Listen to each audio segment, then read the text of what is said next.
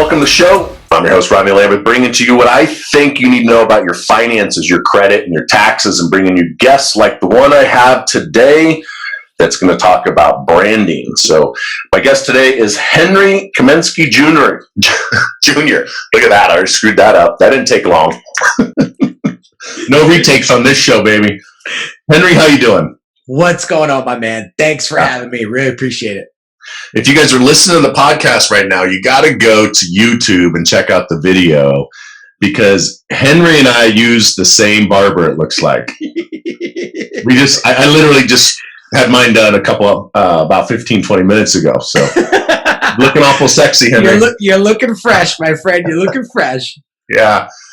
So I'm here in my home studio in Boise, Idaho, and where are you at, Henry? I'm in New Jersey. I'm about 45, 50 minutes outside of New York City, northwest, in Sparta, New Jersey, which is a beautiful, beautiful town. Honest to God, I feel like I live in a bubble because we're not really getting impacted by the COVID situation like many other parts of the state. And my heart goes out to the folks that are literally 30 minutes down the road, because they are locked in solid. And, we have some leeway up here, but, we're still experiencing, a lot of stuff closed and they're pushing us to stay home. Listen, we're going to be in this for another few weeks from what the governor says. The governor's going to start opening up parks and stuff over the next couple of days, which is really exciting to me because I'm I love being outside, but yeah. We still got a stretch before things even get close to normal again. So we're hanging in there, man. What are we going to do? I don't think we're ever going to be normal again. I think this is going to be the new normal, but we'll see what happens with that. I know I don't watch the news, and I'm in Boise, so we didn't really participate in the whole shutting down thing. But yesterday, I was talking to a friend, and I was like, I don't know what's wrong. Like, I feel like I am ready to explode. Like, I'm getting so angry and I couldn't figure it out. And then I realized what it is I'm getting angry at the elites that are doing this to us. And then as a retired fireman, I know the masks don't work. In fact, wearing a mask can actually increase the likelihood of you getting sick. It just prevents you from giving it to someone else. But I see these people, I go to the grocery store and I see these people with the mask like half off their face, or, they take it down to talk and then they put it back on and they reach in their pocket. It's like, why are you even bothering? So, but, I felt that anger building as a libertarian. I was like, all of our rights are being stripped away. Why? I don't know. But it'll be interesting to see what happens with all this COVID-19 stuff in the future. Yeah, I'm curious to see what happens too. Especially like yesterday, I have a friend here and she wanted to watch the news, so we pulled up CBS CN or something. It's an internet CBS channel. And they were saying like they're killing millions of pigs and millions of cows and millions of chickens on the East Coast because they don't have any place to harvest them. So then I was thinking, well, what happens if they're killing millions and millions of animals? Are we going to run out of meat soon? Like we did the toilet paper? Because it's not like you just reproduce them, right? No. So it's just going to be interesting to see how that whole thing plays out. So, yeah. But I'm glad you live in a better area. I have some other friends that are on complete lockdown that are, they can't leave at all. Yeah. But anyway, so you are a branding expert, the doctor of branding. The brand doctor. The brand doctor, yeah. Yeah, it hasn't come easy. I can promise you that. I want to provide as much value as I possibly can to your audience today. So you can steer me any which way you want to go. If branding is not going to help them, then I'd rather talk about a personal experience, a personal financial crisis that I've had personally in my life and in my business that they may be able to learn a lesson or two from. So I'm allowing you to pry as deep as you want. I'm an open book, and I just want to be here to help you guys as much as I can.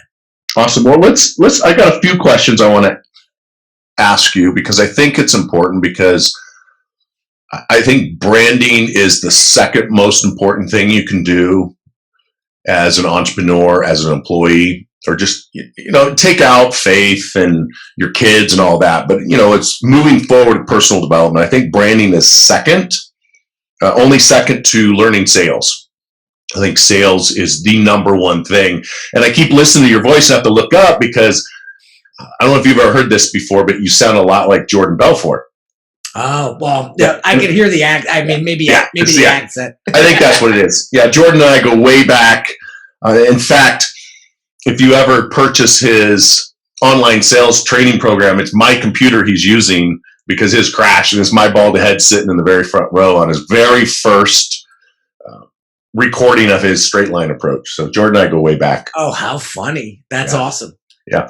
But what is branding? Tell us what that is so people really understand it, because I don't think most people understand what branding actually is. Yeah. Well, most people think when they think branding, they think look and they think website, logo, color, those types of things. Right. But the best definition that I heard was from Marty Neuheimer, and he's huge in the branding space, has a few books out. But he defines branding as the gut feeling that people get when they interact with either you or your products or services. Gut feeling you get when you interact with your product or services. Or the person interacts with either you or your product or service. And that one really hit home with me because it's what you say about somebody or how you feel about somebody after they leave the room. That's a brand right there. Yeah, for sure. The gut feeling, that I love that. And how do you spell Marty's last name? Oh man, it's Neuheimer. No, it's Neumeyer. So it's Neumeyer. Yeah, so it's actually it's easier than I thought. It's Neumeyer. Neumeyer. Okay, cool. I'm gonna get some of his books. I'm reading one right now on branding, and it was talking a lot how actors are now getting roles for big movies based on their social media brand.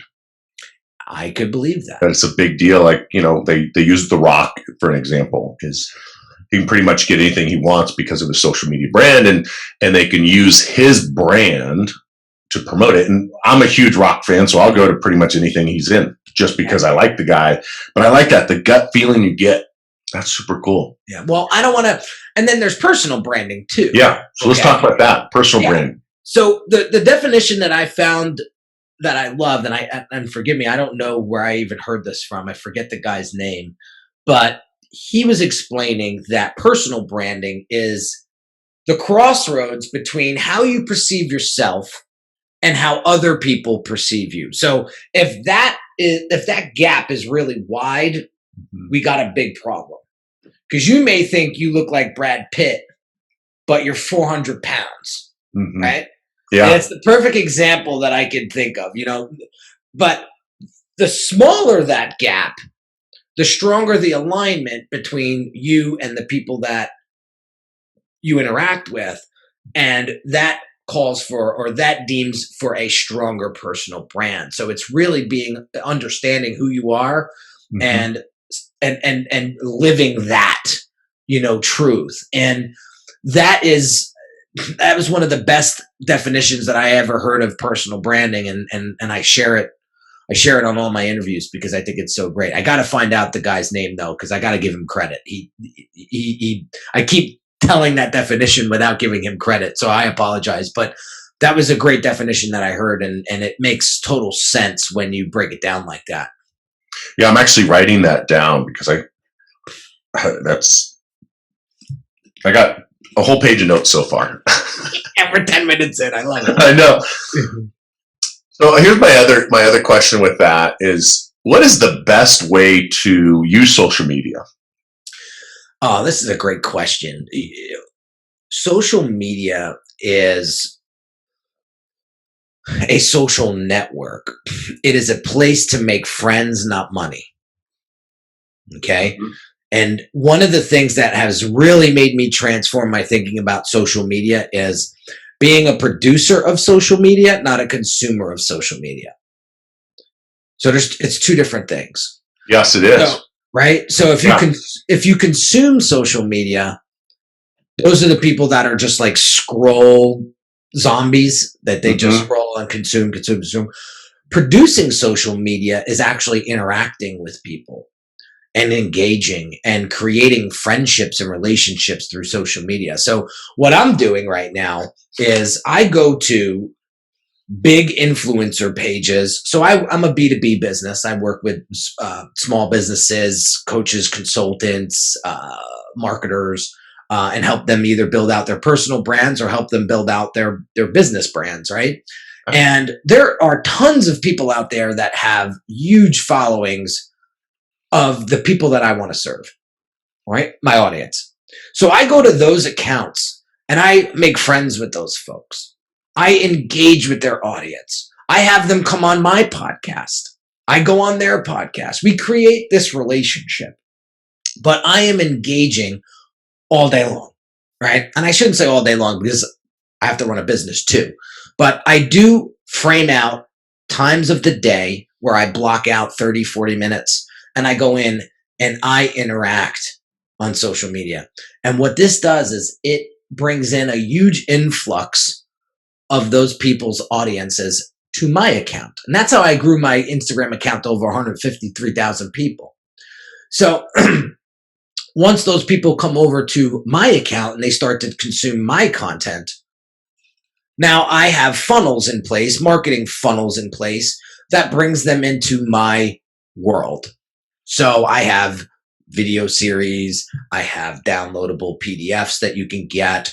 I have a podcast, and they come into my world through those channels. And then eventually we create that relationship through my email list. I have a big email list, and we eventually either do business or we don't. I have people that are on my list for 5-6 years that never bought from me, but they are my biggest fans and they refer everybody to me. And so I'm not discriminating, right? But social media for me is used to produce. So I have a very specific audience that I want to serve and a very specific person I want to serve. When I did my research on the people that I love to work with and I did that analysis, I found that those 3 people that I mentioned before, the common denominator with all of those 3 individuals is that they are humble, they are action takers, and they want to make this world a better place. I work really well with those folks. I get them the results that they're looking for, and I also really, really enjoy working with those types of folks. So when I'm putting out content on social media, those are the folks that I'm speaking to. And I make sure that I understand what they want. And what they want is, especially nowadays, and especially since COVID hit, it is no longer a nice to have to bring your business online. It is a necessity to bring your business online. A lot of businesses folded up very quickly because they got caught with their pants down due to this whole COVID thing. My life hasn't really changed much, quite frankly. I've been online for 13 years. So, it's sad, and I hate to use that as a scare tactic. That's not why I'm using it. But I just want people that are listening and watching to wake up and say, whoa, am I going to be prepared and ready for the next pandemic? And if not, now's the time. Yeah, my life has changed in the way that Monday, so just a few days ago, it was the first time first day I've taken off since February 29th. I mean, I've literally worked 7 days a week, 16 to 20 hours every single day. And it's not because we weren't online, because we've been online. I started another company with a gentleman named Ed Milet called Milet Management Group. Yeah. And we're planning on hiring 25,000 people. I'm going to hire personally 500 people for my team by the end of the year. And I'm already 30 plus deep into that 500 goal. And we have a goal of changing the world and creating the largest financial services company on the planet. And so we just been working around the clock to bring in more people. And I brought that up because, you're talking about everybody needs to look at going online with your business. And I've said this for decades that even if you are a W-2 employee, you need to have your side hustle, your side gig, where you make your money from 8 to 5 at your job and you build your wealth from 5 to midnight. That's where you should be working and investing your time versus watching Tiger King and all the other stuff people do. I'm waiting on that one. Yeah, I like what you said, that social media is to produce it versus consume it, because I've had this love-hate relationship with social media forever. And what I mean by that is, like, I personally don't like posting. And now that I'm seeing what you're saying here, producing versus consuming, and the reason that I didn't like posting and getting into social media, and I felt like I had to do it to help other people, was because I was looking at it as the consuming side.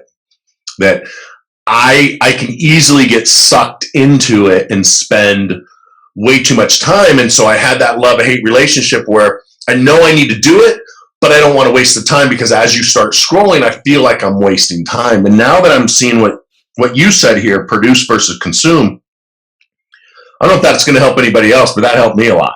I'm glad it did. Right? Because now I'm like, wait a minute. It completely changed my mindset on my social media account. And I'm very active with it, but here's another thing that I did recently that really helped me tremendously. So I was following probably 1,000 people on Instagram. Let's just play Instagram, because sure. It's an easy platform to play with, and use it as an example. I was following about 1,000 people, and when I would go on Instagram, I'm getting attacked by other people's feeds, right? So what I did was I went into my followers, following, and I deleted everyone other than, I shouldn't say deleted, but unfollowed everyone. I'm talking family members. I'm talking friends. Gone. And I told them, don't be mad. Okay. I am on social media to produce.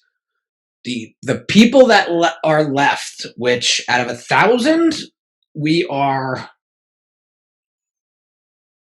224 made the cut. Okay. Ed Milet being one of them. That's a great guy. Right? Those are the only folks that I follow. So when I go on Instagram, my feed only shows me Ed and 223 other rock stars. And now I'm not sucked in. I am focused on serving their audience, serving them, and building that relationship over time. Nothing else. And so I've mastered it with Instagram, and then I just slowly moved that into other social media platforms. But that has helped me tremendously stay super clear and focused. So when I do spend the time on Instagram, it's with the right people. So I'm glad you brought that up, because I was only following like 60 to 80 people, and now I got it up to a couple hundred people. But there's most of them I have them turned off, if you will. I follow Andy Frisella. Andy's a really good friend of mine. Ed Milet, and there's a couple other people. But my question with this is, if you're only following a few hundred people, does that make you less desirable to other people? Or do they, because some people were saying, well, you need to follow, everybody back, which I can't do that. It's just too much. But I like what you're saying with it. It helps you focus on the people that you want to follow and the people that you want to engage with, and produce content for their followers. That's it. That makes sense. I really don't care if those people think that I'm a jerk for only following 225 people when I have over 150,000 people following me. Yeah. I don't know who's talking there, but you know what I mean? It may be somebody's. I think it used to be that was when it first come out. Like if someone followed you, you follow them back, and it was that. That's tit for tat kind of thing, and I just never got into that. I've had followers reach out to me and say, dude, you're not following me anymore. Yeah. And I tell them straight up the reason. Do you follow Ali Zamani? I don't follow Ali. I do follow Ali. Ali's a great guy. Okay. Really good friend of mine. He posts some stuff, and then it started happening to me where it's funny, these branding experts, and I'm putting my fingers up and doing quotes, the branding experts, you'll get a kick out of this, will reach out to me and ask if they can support me, and then I'll go and see if they even follow me, and they don't. I'm like, well, why would I give you business? Why would I even reach out to you? You won't even follow me. Yeah. How about you start with that, right? Well, it goes back to relationships. And there's so many people that want to jump into bed the first night. And maybe that was cool when we were teenagers, but that's not how it works in entrepreneur land. No. It doesn't work in business. Like, people buy, I got to tell you a funny story. So when I first started as a freelance graphic designer 13 years ago, my designs sucked. I was awful. But I had a huge book of business. Why? Because they loved Henry. They loved his attitude. They loved his personality. They loved how aggressive I was, and they wanted that for their business, and they wanted me in their marketing. And I eventually grew my skill set to what it is today, but now I don't even design anymore. I have a team that does it for me, and I just work strategically with the client. But people didn't buy me because I was a killer designer. People bought me because they loved me, and I was fast, and they wanted that. They wanted that personality, that inspiration, that motivate. Like, they wanted that in their business, and that's why people buy. People buy people first, and this is the whole thing when it comes back around to branding. People are going to buy people first, and then they're going to buy their product or service. Listen, I will buy somebody who is. I will bring somebody on my team who is, let's call him a C plus B, versus the A plus guy who's got a freaking ego the size of California. I don't work well with big egos. Yeah. I'm not afraid to share. I'm not afraid to say it. Okay? I will bring in that B plus guy because I love that B plus guy, and he's humble, and he's willing to work, and he's hungry, and and he wants to just be awesome. Versus the other guy who, he's just got a massive ego. I don't work well with big egos. And I've realized that over my 13-year career. And I just don't want to work with them. John Maxwell says, you don't train nice people, you hire nice people. Right? You don't train them to be nice, you hire nice people and then train them, right? That's it. My friend Andy Frisella, he has a big company, First Form, and then Supplement Superstore. And that's one of the things that he talks about a lot is he hires people based on them, and he moves them around in their company just based on their personalities and their work ethics and their morals versus their education. Me as an employer, I have over 50 employees. I don't even look at resumes. Don't even bother sending me a resume. I want a video of you telling me about yourself and your goals and your morals and your where you want to go in life. I don't want your resume. I don't care if you went to college or not. It doesn't matter to me. Right?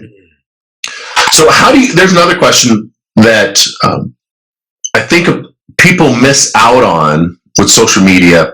I make the majority of my income for one of my businesses is almost exclusively social media, but how does the average person get paid with social media, or how can you start making money without showing your tits and ass to everybody?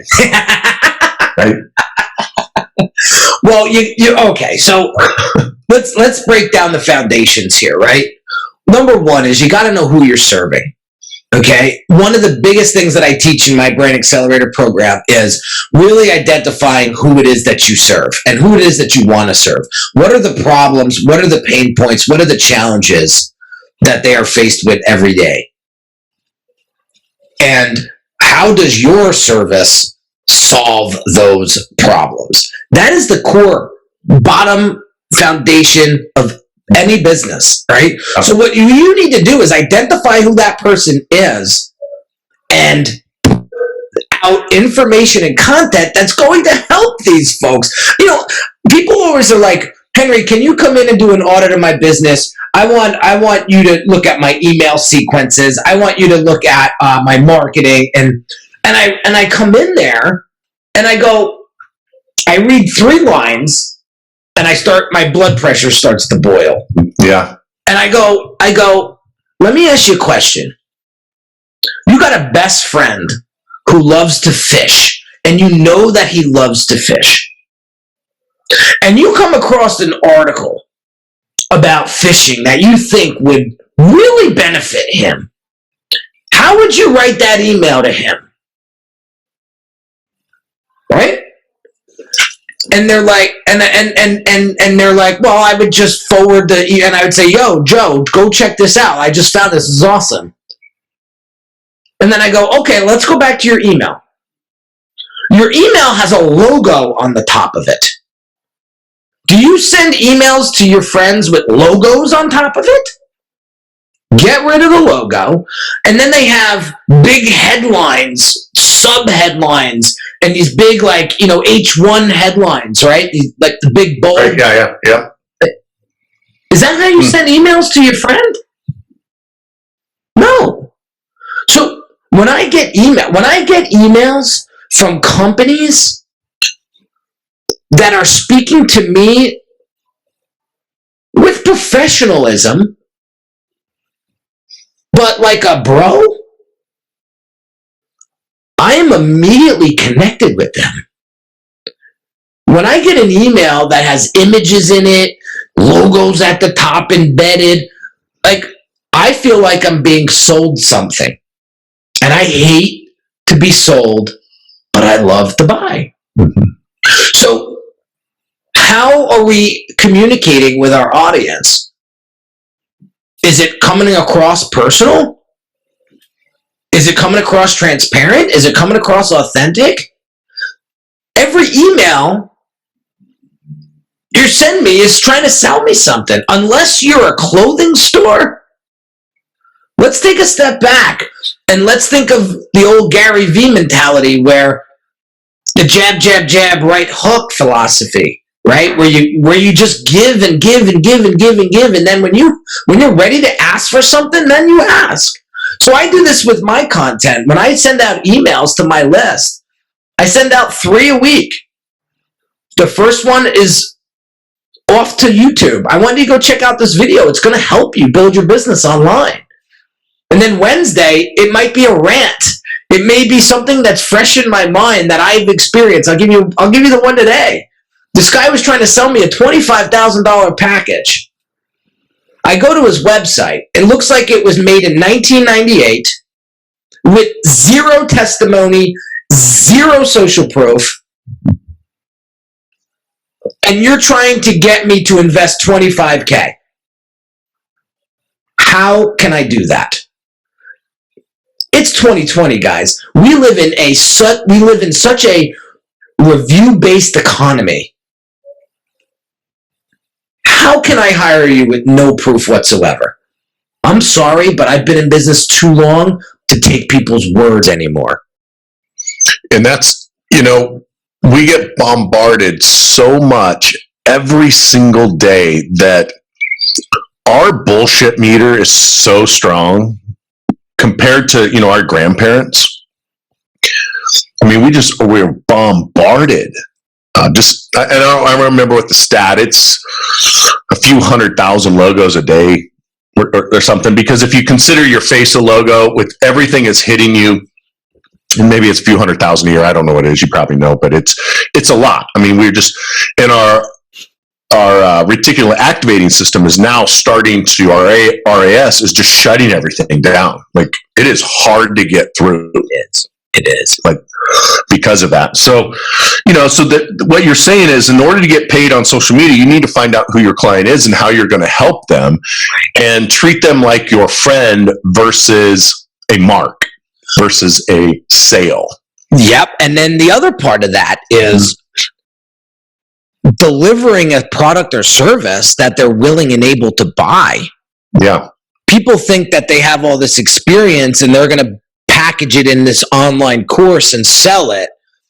Well, what gives you the authority or the credibility to do that? Like my wife is in corporate, and you know, she gets these things. Well, she hears stories that I tell, and you know, she sees things come through her feed. Like, I don't understand why everybody thinks it's okay for them to create a course and consider themselves an expert. Like, I don't consider myself an expert. I'll be honest with you. There's so much more to branding that I need to learn. So I'm a forever learner. I'm a forever student. But I will tell you this, the people that I work with, I'm a few chapters ahead of them. Yeah. And that's the best I can do. But you have to have a product or service that people are willing and able to buy. And I say willing and able in caps, because you may think you have a great product or service, but if nobody gives a shit about it, you're going to be hearing crickets real soon when you go to launch that thing. So when I'm working with clients, I'm working backwards. I'm trying to get the demo and the psychographics and the customer journey of this ideal client. We look at two clients. We look at the outlier and the advocate. The advocate's your top 80%. It's your majority of the customers that you're going to get. Your outlier client, people call them whales, people call them, celebrities, people call them whatever you want. But you don't need a lot of these people to move the needle. So your outlier and advocate, they both have very different needs and wants. So we have to make sure that we're providing the right product or service to each of those for them to even consider us as an investment.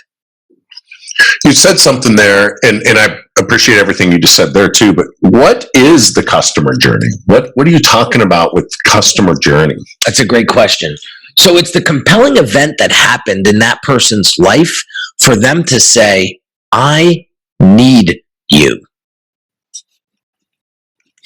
Okay. So I'll give you a quick example. Back when I was struggling, I was 5 years into my business. I was a one-man band. I was trying to do everything myself. I was the salesperson. Back then, print was real big. So I would design and print, and I would deliver the print. I would do all these things on myself, right? And Hurricane Sandy came in. I had some big accounts. I worked with some big liquor companies in New Jersey, and was working with Grey Goose and Corona and Guinness and all these brands. Well, Hurricane Sandy came in, wiped out both of them at the same time. And now that's $250,000 stripped from my revenue that I could not make up. I couldn't make it up. So back then, my ego was as big as the state of California. I pissed all my money away. I just spent every penny that I earned, right? Because I come from humble beginnings, and I always had to prove something to everybody that I was a success. And that just backfires and kicked me in the ass once Sandy hit and these two big clients were gone, right?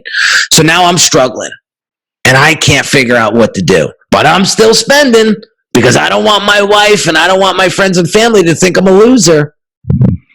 And then I hit rock bottom. I'm wiped out. I got no more runway. I got some cash stashed in a safe. And I can't live with myself anymore. And what I thought in my mind was, if I just tell my wife, maybe it'll get better. Maybe something will change. But if I keep doing this is going to kill me. So I'll never forget it. I'm watching Real Housewives of Beverly Hills with my wife on a Sunday night. And we're watching this episode, and this dude sits his wife down and tells her he is bankrupt. And I just, right then and there, I took the remote, shut the TV off, and said, "Hun, I got something to tell you. I'm broke, and I don't know what to do." And I'm crying. I mean, because I feel like a failure. Okay, we didn't have our son. We didn't even have a dog at the time. And so all 100 pounds, 5 foot of her jumps out of the bed, runs to my office, grabs the laptop, comes back in, jumps back in the bed, opens up, And she goes, let's get to work. And I'm like, what? To look at divorce attorneys, or are you going to help me get me out of this mess, right? Yeah. Luckily, she's been with me since day one, so she remembers, like, she still carries around the first business card I ever gave her, so she's a champ, right? Sure. So we start looking at competitors, and we start looking at marketing and things like that, and creating things, and I bump in. So now I am on search mode to find somebody to help me market myself. And what you search for is what you will find, right? So I find digitalmarketer.com. I jump into one of their dollar trainings or whatever the hell they were doing at the time, yep. Right? Now people start talking about ClickFunnels. Now, what the hell is ClickFunnels? Who's this Russell Brunson character? Oh, what, he's got a podcast? Oh, let me go. This is the customer journey. Okay. I finally meet Russell because I'm at my wit's end and I need coaching. So I go through his funnel and I get to his inner circle program, which I find out was a $25,000 investment. I didn't have two nickels to rub together. So he says, this salesperson was like, listen, we got this 10K program. Maybe you'll, I don't even have that, pal. I said, but I have credit. I said, it's not if this works, it's when this works. So here's what I'm going to ask you. I'll put $5K on the card and I'll pay off the other $5K over 5 months. This was a stretch, but I'm all in because I need help and I need it now. Because if I don't do this, I'm going to be stuck tomorrow the same way I'm stuck today. So he comes back. He did the whole spiel. He was like, oh, let me talk to Russell. And he probably just put his phone down and made me wait for 5 minutes. Yeah, probably. Right? comes back and says, you're in. Weekend goes by. They tell me to do all this stuff. I get on the phone with Russell. 10, 15 minutes into the conversation, him and I are both hysterical crying because I told him my whole life story and told him this is why I'm stuck. He's crying because he's an emotional guy like me. And he says, Henry, you're an awesome designer. I'm coming out with this new book in a couple of months. It's called .com Secrets. I need some work done design-wise. I think you could help me. How much would you charge me to do a bunch of stuff? I said, I don't know. Tell me what you want. I'll get back to you by Monday. So he gives me that. I come back to him. I says, how about $6,000? Does that sound fair? I didn't know what the hell to charge him, Rondi. Yeah. Right. He said, done. Tell me where to wire the funds. Wires me the funds. We get to work. Next thing you know, a couple months later, I send them a podcast cover design, just free, just as a thank you. And, he turns around 2 days later and says, listen, we got to rebrand. We got to brand ClickFunnels consistently because right now I got 6 guys giving me 6 different types of work. Like I need something that's consistent because we're going to scale this bad boy. I said, I'm in. Tell me what you want to do. So for the next 2.5 years, I helped them build out that branding. On his 3rd year, he hit $100 million. Wow. And that experience and that journey and that will go in my entrepreneurial memoir till the day that I die. To be part of that and to go through that with him and all of the team over there is awesome. So that's to answer your story and to answer your question and give you an example. That's my customer journey in finding my coach and mentor at that moment in my life that I needed. And that's what I map out for my clients. So now they know how to speak to those folks when they're out there in social media land trying to help them. Well, that's, excuse me, that is really, I don't know what the word is I'm looking for. I threw a lot at you. Yeah. Very descriptive on how that worked out. And when you were saying that, it was making me think of my journey that started in 2007 when I met Joel Bauer. I don't know if you know who Joel Bauer is. Actually, I met him in April 2008. But I was broke, living in my truck, lost my kids, lost my business, lost everything, taking a shower at 24-Hour Fitness, eating 1 meal a day at Chipotle. But I had a property management company where I managed a few rental properties. And this Joel Bauer event was $2,500. I didn't have any money at all. And I wrote a check from my security deposit account. It wasn't my money. It was my owner's money. And I wrote a check from security deposit knowing that either this worked or I was going to jail. One of the two. Yeah. But I knew it was going to work. And it didn't matter what it was going to take. I was going to make it work. And that was my thing. And I went to his event. I got home on Friday. And I started doing what he told me. And within a couple hours, I booked myself on the Rush Limbaugh show. And it's never been the same. Good for you. Yeah, I mean, it's just been crazy. But we get that desperation sometimes that sometimes that's what we got to do. We just got to hit rock bottom, and then you got to reach out to your friends and family like you did. And I think if you wouldn't have been watching Beverly, I always try to say Beverly Hills, Housewives, Hillbillies, Housewives. Yeah. So Edwin is one of my best friends. Edwin, that's married to Teddy Mellencamp on that show. But if you wouldn't have reached out to your wife and you would have held it all in and tried to let you do it all, who knows what would happen, right? I'm sure you've thought about that a million times. Like, I don't think I'd be sitting here talking to you. Yeah. I was telling you this earlier, that we have close to 5,000 people every year kill themselves over credit. And I personally think that credit and finances is the number one cause of disease, the number one cause of divorce, the number one cause of suicide.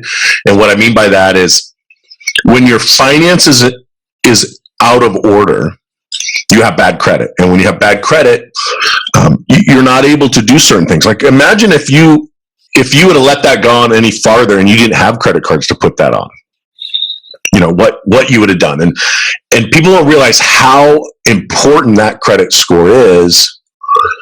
And if you leverage it properly and you ignore Discount Dave and you actually keep your credit cards open, that you can launch, a multi-million-dollar business with $10,000 of credit card debt. There's nothing wrong with using debt to launch a business at all. I agree. I think that you should be careful with just spending money, that you should try to be resourceful, and I found that myself with my entrepreneur journey, that when I had to be resourceful, I was a lot more successful than when I could just put it on a credit card or write a check for it, right? I negotiate things a lot better when I have to. I think people overestimate their money and underestimate their resourcefulness and what you can actually do if you put your mind to it and work on it. What else have you used credit for in your entrepreneur journey with your business? Credit,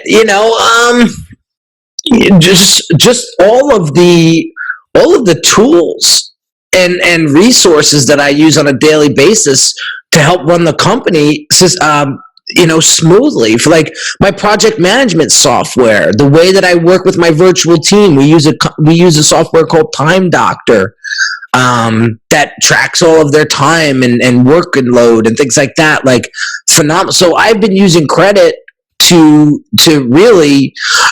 Here's another thing. I mean, the big thing that I have used credit for is to push me out of my comfort zone, if that makes any sense. Sure. Like, if I did not put that money down with Russell, I wouldn't have worked as hard. Okay? Like, when I put money down on things, again, my philosophy and my mindset is, it's not if this works, it's when this works, and you will do whatever it takes to make that happen.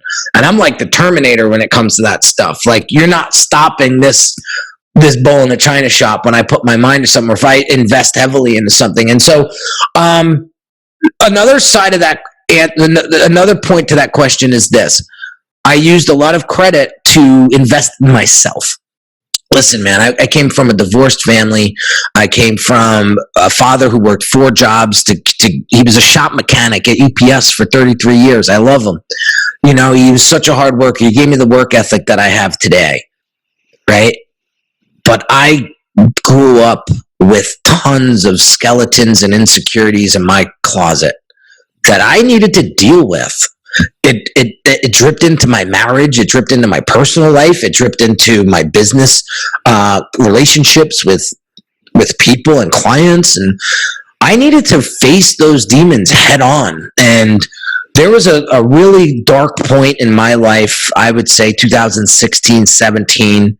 And I almost lost the business again due to poor financial intelligence. I don't know how else to explain it. Yeah. And so I really had to invest money in, we went to family therapy. I went to individual therapy. To this day, for the past 3 years, I've met with a mindset coach every other Thursday. And that's all done with credit, you know? But, I come from a big Italian family. Don't let the Kaminski last name fool you. My mother was half Italian, and my father, you'd think he was the Iceman, but he was, he has a lot of, he's a Polish Ukrainian, but you would think he was a hitman. But, your cred, your street cred, your reputation is everything, and I grew up like that. Like, your credibility is everything. I went to high school in Long Branch, and I was one of 50 white kids in my whole school. And one of the things that we used to mess around with on the field or on the basketball court, when somebody was yapping their mouth and trying to act like they're real big, we would always say to them, "All right, pal, show and prove. Show and prove." And we lived as 13-year-old kids growing up in a very urban neighborhood. We lived by that statement. Show and prove. So credibility is a huge thing in credit. I know I'm taking this out of context a little bit, but credit's credit. And you have to have credit to run a business and to be seen and be known, and for people to pay attention to you. I was talking on a live right before we jumped on together, and I said I would rather be slandered than to be ignored. You'd rather be slandered than ignored. Yes. Because either way, if I'm ignored, what kind of an impact am I making? Yeah. So, I think we've all been put on this earth for a reason. I'm a firm believer of that. I'm not super religious, but I'm very spiritual. And you've checked out my backstory before this. And, I shouldn't be here right now, quite frankly. It took my parents 16 years to have me. 2 years into finally having a son, I almost died due to poor nutrition. And when I hear my mom as a young kid telling all her girlfriends that I'm her miracle baby, it took her 16 years to have me. Shit, when I was that young, I thought women were pregnant for 16 years. I had no idea what the hell I was talking about, right? And that story over and over and over again has set the tone of my never give up mentality. Because I don't know about you, Rondi, but I don't know if I would try anything for 16 years straight and continue to fail. That's a long time to continue to try and try something that just wasn't working. I would have pivoted way before that. And my parents didn't, thank God, because I'm here today, and that is something that is ingrained in me from a very young age. And I say to myself, every day is a blessing.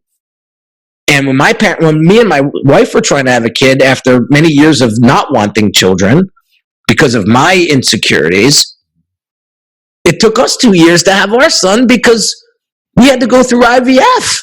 It was the same thing. Now, thank God of medicine, right? But and I got to experience that for 2 years and watch my wife go through that experience that was not pretty, but at the end of the day, we're all here to make a difference in people's lives. I'm self-aware enough to realize that and understand that and believe that every single day.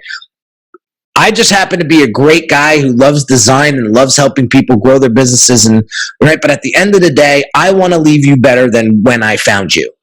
That's what I live my life for. And at the end of the day, my little guy is going to be 3 years old in August. And this is what drives me every single day. There's going to come a time where that kid's going to be able to Google my name. I just want him to be proud of what he listens to, watches, and reads. And the way to do that is by helping other people. I think that's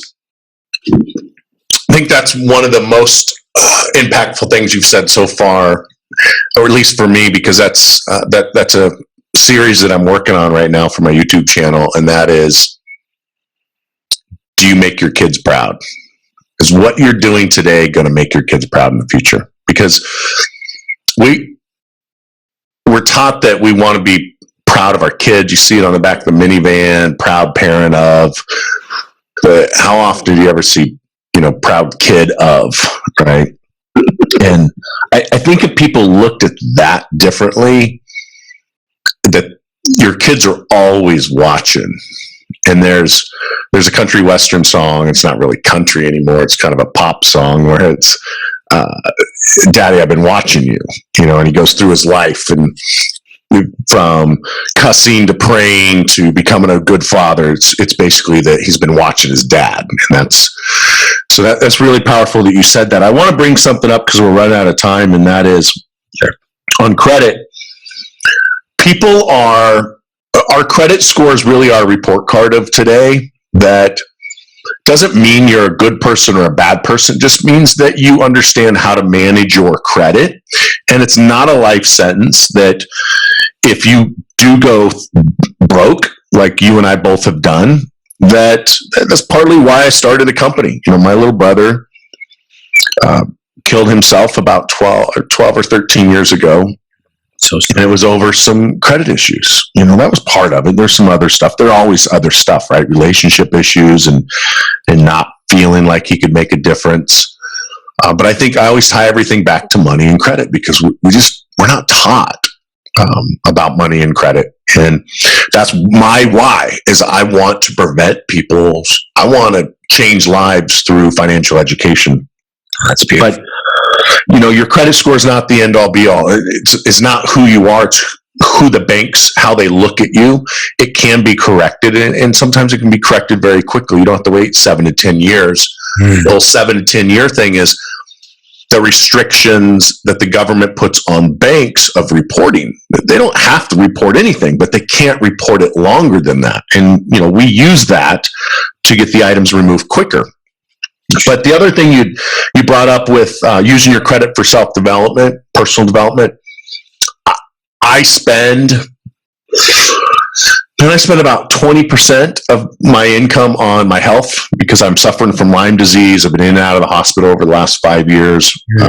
Very, very sick. And in fact, we were starting to talk about this when you were a kid, you were diagnosed with low sodium, low salt, right? Yeah, low salt, right. Yeah. So in February, I spent the day in ICU in an emergency room because I was having severe chest pain. And I thought I was having a heart attack. I had a heart attack 4 years ago.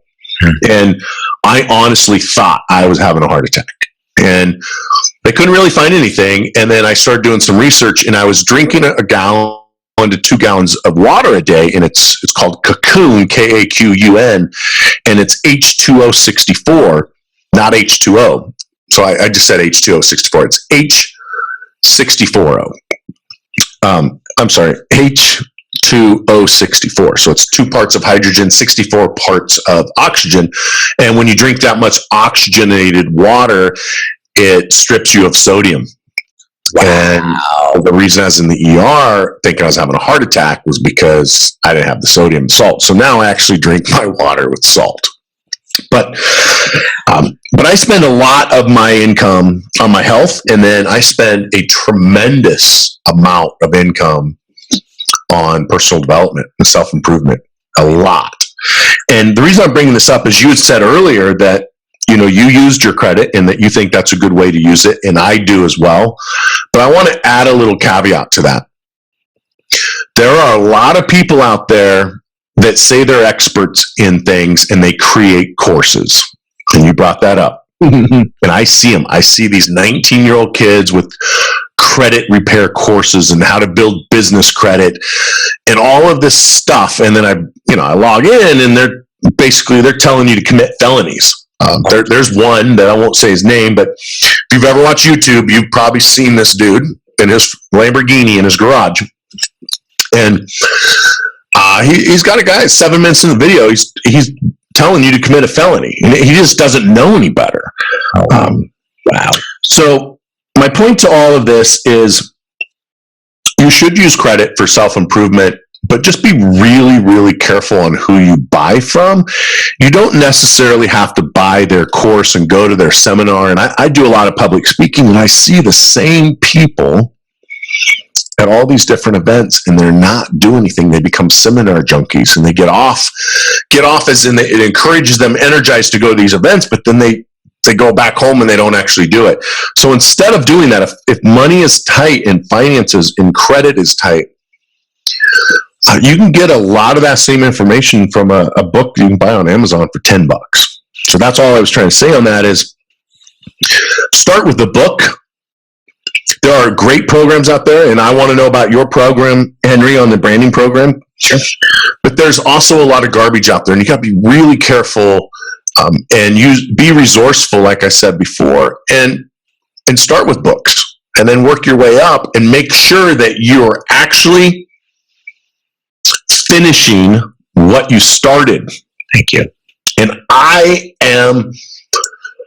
that is one of the things I will do is I'll get excited about something and I'll buy something and I'll get signed up for it, and I've never logged in. Like I'll give you a good example. On Black Friday or Cyber Monday, I bought Masterclass, and it was on sale, and I think I logged in one time, and I've never logged in. And there's great information there. I've been busy doing other things, so just finish what you start. That's what I'm trying to say. Finish what you start. Be careful.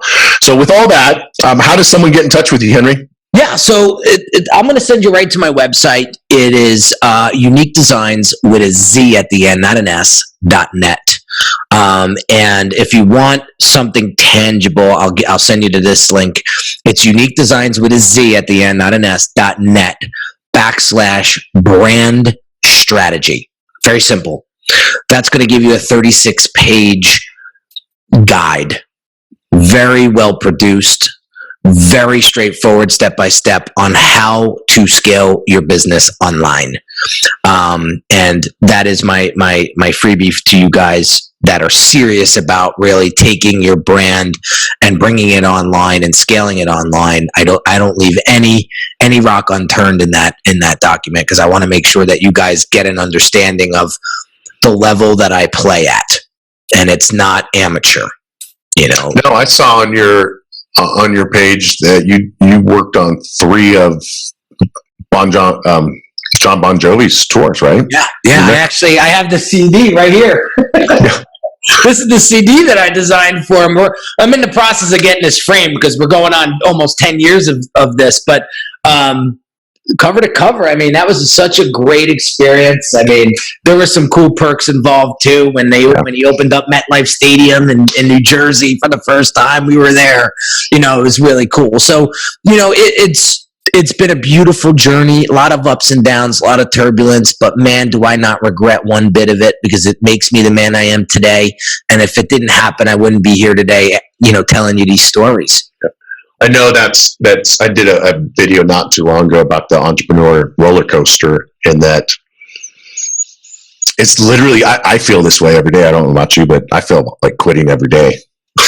I'm sick of this, I'm going to quit. And then 30 seconds later, I'm back on top again. And it's this roller coaster thing. And I think we're weird. And I think that's why we like it. It's like, we don't want just flat, that we look forward to. And I know I used to do this. I used to go and sabotage stuff because everything was just going so well that I'd be like, oh, let's see what happens if I break this. I did that with girlfriends. It was the same thing. I did that with and then, but what happens? You get comfortable and you say, all right, maybe we got to change something. Maybe we got to break something to rebuild it. And you know what, to be honest with you, I look at it like this. if things are cruising at a nice altitude and things are going really smooth, that's great. The only thing that you need to do at that point is plan another goal. Set another goal. I'll leave you this story. So I forget the Navy SEAL's name, but he tells this story very vividly, and it's something that I'll never forget when I read it. It's in a book called It Takes What It Takes by Trevor Moawad. So this Navy SEAL and four other SEALs go to Afghanistan, and they do this mission, and three of his friends get shot and killed. He winds up in this small town in Afghanistan, and they rat him out to the Taliban.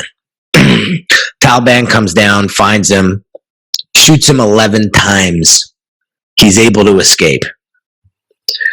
He's shot up 11 times and realizes that he's 7 miles away from safety. So what does he do every night as he's trying to get away? Is he just looks up at the stars. And he found this rock on the ground. And what he did was he laid down on his back and sprawled out and took this rock and put it over his head and drew a line in the dirt.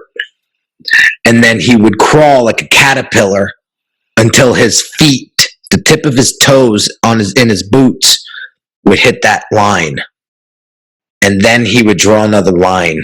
And he did that for 7 miles. So when you're and he finally was safe.